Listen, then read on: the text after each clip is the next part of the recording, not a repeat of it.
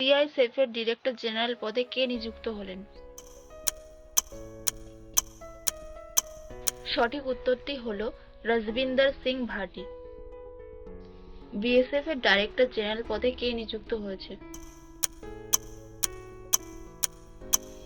সঠিক উত্তরটি হলো দলজিৎ সিং চৌধুরী। সিবিআই এর ডাইরেক্টর পদে কে নিযুক্ত হলেন? সঠিক উত্তরটি হলো প্রবীণ সুদ।